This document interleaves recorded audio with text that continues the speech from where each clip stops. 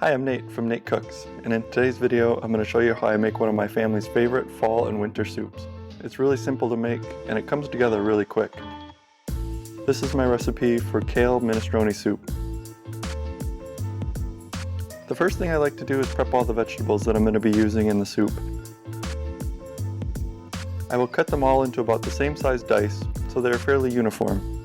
This way I won't end up with big chunks in the final soup.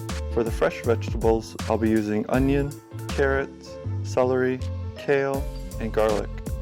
I found the soup does better with yellow squash rather than zucchini because the zucchini tends to get pretty soggy in the soup, whereas the squash will hold up a lot better.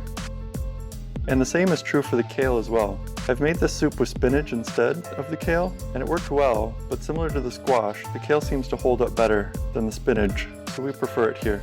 And all the ingredients for this recipe are listed in the description below as well. And I go pretty light on the garlic in this one, with just a clove of garlic, but you can add as much as you want. Once I have all the vegetables prepped, I will get my Dutch oven to about medium-high heat with a little bit of canola oil.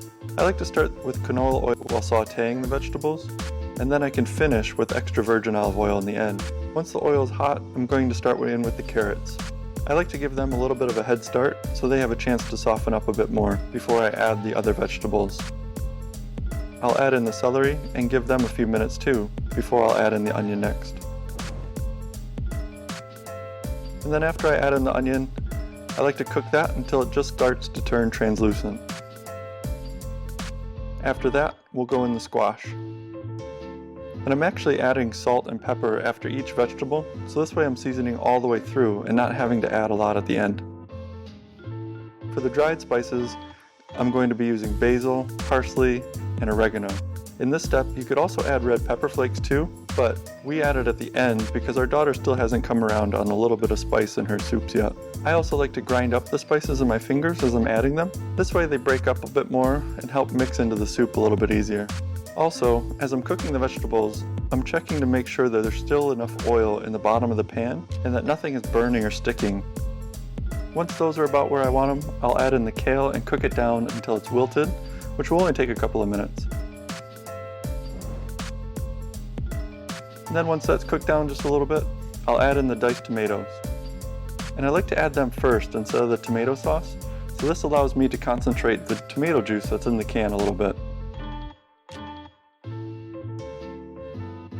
And again, I'm just checking to make sure the vegetables still have a little bit of texture to them and they aren't breaking down too much.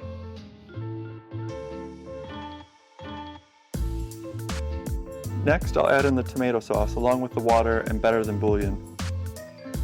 I like to use bouillon here instead of the chicken stock because it gives me a bit more control over the salt and final flavor of the soup. Here I started off with 2 cups of water, but then added another cup later because it was just looking a little bit too tight for me.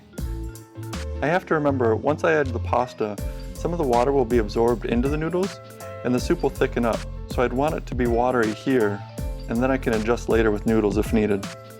Once I have that added, I'll drop the heat to low, put a lid on a little, and slowly bring it up to a simmer. Once it's had a chance to simmer for a little bit, I'll add the beans and pasta. I don't want to add them too early in the soup, because then they could overcook and turn to mush. And here I'm using 1 can of white beans and about a half cup of pasta. Once the beans and pasta have had a chance to cook for about 5 to 6 minutes, I'll check again for seasoning and adjust as needed. And this needed a little bit more salt, pepper, and this is also when I'll start to add in the extra virgin olive oil to give it a little bit of richness too. And near the end, I also like to add a little bit of fresh parsley, and then it gives a little brightness and freshness to the soup too. And then once the pasta's cooked through, it's ready to go. And for me, I like to add a little bit of red pepper flake, like I talked about in the beginning, along with some chopped up fresh parsley, grated Parmesan or Romano cheese on top, and then 1 last drizzle of extra virgin olive oil to finish it off. And there you have it, a quick and delicious soup that I hope you will enjoy. If you had a chance to make this soup, I'd love to hear how it turned out for you. And if you enjoyed this recipe, please consider subscribing, and be sure to check out some of my other videos as well. Thanks for watching, I'll see you in the next one, and I hope you have a great day.